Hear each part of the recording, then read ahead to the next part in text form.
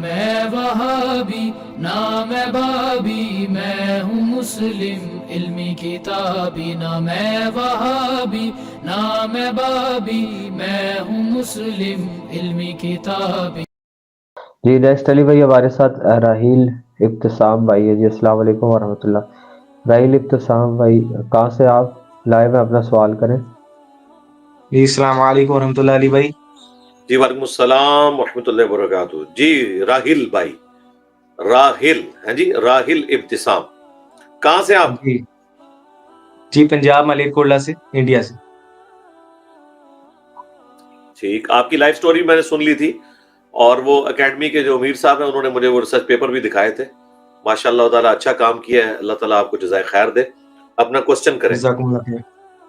علی بھائی میرا کوشچن، جو پہلا کوشچن ہے وہ یہ ہے کہ ایک مولانا کی میں ویڈیو دیکھ رہا تھا، تو وہ یہ کہہ رہا تھا کہ جو انجینئر صاحب ہیں انہوں نے اپنی انسانی آئیڈیا سے لے کے انہوں نے ایک ریسرچ پیپرز کو تبدیل کیا ہے، ریسرچ پیپرز لکھے ہیں ہر پرابلمس کو لے کے۔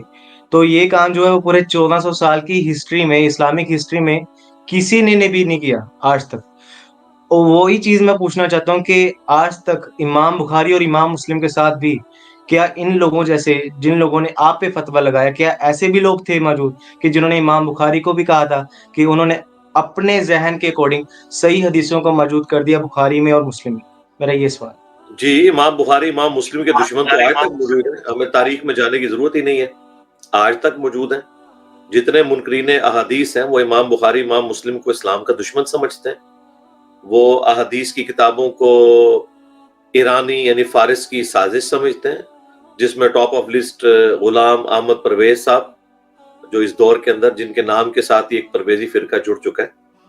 تو اس وقت ہزاروں کی تعداد میں ایسے لوگ موجود ہیں جو ان احادیث کو فراڈ سمجھتے ہیں۔ تو بالکل اسی طرح ہے، ہمیشہ ایسے ہوتا رہے۔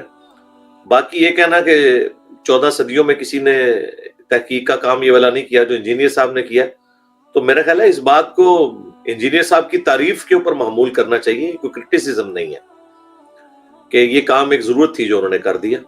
ہاں یہ کرٹیسزم اس صورت میں ہوتا ہے جب میں اپنی سند کے ساتھ کوئی حدیث بیان کرتا اور اس چین کو رسول اللہ تک جوڑتا صلی اللہ علیہ وآلہ وسلم، تو اس پہ کلام ہو سکتا تھا۔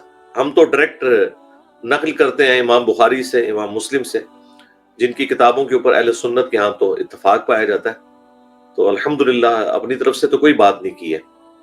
باقی جب ضرورت پڑتی ہے اس وقت تحقیق کے میدان کے اندر کچھ لوگوں کو اتر کے اس طرح کے کام کرنے پڑتے ہیں کہ جو وقت کی ضرورت ہوتے ہیں۔ مثلا اگر میں آپ سے کہوں کہ امام بخاری امام مسلم نے کوئی ایسی کتاب نہیں لکھی جس میں نماز کا طریقہ تکبیر تحریمہ سے لے کر سلام تک موجود ہو، بلکہ آپ کو ان محدثین کے ہاں کوئی ایسی کتاب نہیں ملے گی کہ ایک الگ سے کتاب لکھی ہو جس میں وہ سٹیپ وائز لکھیں کہ نماز کے سٹارٹ میں آپ نے یہ کرنا ہے، پھر یہ کرنا ہے، پھر یہ کرنا ہے، پھر یہ کرنا ہے۔ یہ وہ کام ہے جو کسی محدث نے نہیں کیا۔ احادیث کی کتابوں میں نماز کے مسائل سے متعلق، نماز کے طریقے سے متعلق جستا سب نے جو احادیث ان تک پہنچی وہ نقل کی، لیکن اس کو ٹاپک بنا کے سٹیپ وائز کہ آپ نے اللہ اکبر کہا، پھر آپ نے دعائے استفتاح پڑھی، اور اس کے بعد پھر آپ نے فاتحہ پڑھی، اور پھر یوں یوں یوں کر کے سٹیپ وائز اس کے سٹیپ لکھ کے، یہ کام کسی نے نہیں کیا۔ نماز کے طریقے کا اجمالاً صحابہ کرام سے تو نقل کیا۔ یہی وجہ ہے کہ جب بعد میں کتابیں نماز کے ٹاپک کے اوپر لکھنی پڑی ہیں تو آپ کسی ایک حدیث کی کتاب سے سب کچھ نقل نہیں کرتے، کچھ چیزیں آپ بخاری سے لیتے ہیں، کچھ مسلم سے لیتے ہیں، کچھ ابو داؤد سے، کچھ ترمذی سے، کچھ نسائی سے، کچھ ابن ماجہ سے۔ ظاہر اسکیٹرڈ فارم میں نالج ہے نا، وہ تو اللہ کی کتاب ہی دو گتوں کے درمیان ایک جگہ موجود ہے، لیکن اس میں بھی آپ دیکھیں ان دو گتوں میں ہوتے ہوئے بھی آپ کئی ایک واقعات ہیں جن کو ایک جگہ سے بیان ہی نہیں کر سکتے، مسنگ لنک آ جاتا ہے بیچ میں۔ مثلا قصہ آدم اور ابلیس جو ہے وہ 7 دفعہ قرآن میں آیا ہے، اگر آپ ڈیٹیلڈ دیکھیں تو وہ سورہ الاعراف کے اندر آیا، اور سورۃ الحجر کے اندر، اور سورہ صاد میں، ان 3 سورتوں میں تفصیل کے ساتھ آیا۔ لیکن سورۃ البقرہ کے اندر، سورہ بنی اسرائیل میں، سورۃ الکہف کے اندر یہ مختصر آیا ہے، سورہ طٰہٰ کے اندر۔ تو ایک جگہ سے آپ قصہ آدم اور ابلیس بھی مکمل بیان نہیں کر سکتے. اب سورۃ الکہف میں تو بہت تھوڑا آیا ہے، لیکن اس میں ایک ایسا ٹروتھ آیا ہے جو باقی 6 جگہ پہ نہیں ہے کہ کان من الجن ففسق عن امر ربی، شیطان جنوں میں سے تھا اس لیے اس نے اپنے رب کی نافرمانی کی. باقی 6 جگہ پہ آتا ہے کہ اللہ تعالیٰ نے فرشتوں کو حکم دیا، تمام سجدے میں گر پڑے سوائے ابلیس کے. تو اس سے تو کلیئر کٹ یہی شائبہ جاتا ہے کہ ابلیس بھی ایک فرشتہ تھا. سورۃ الکہف کی اگر آیت نمبر 50 نمبر نہ ہوتی تو ہمیں کبھی بھی نہ پتا چلتا کہ فرشتے نے نافرمانی کیوں کی. وہاں سے پتا چلا وہ فرشتہ ہے ہی نہیں تھا، وہ جن تھا. لیکن عموماً جو اسلوب قرآن کا وہ یہی بتا رہا ہے کہ فرشتوں کو حکم دیا، چونکہ تقلیب کے قاعدے میں جو میجورٹی ہے اسی کو ایڈریس کیا جاتا ہے.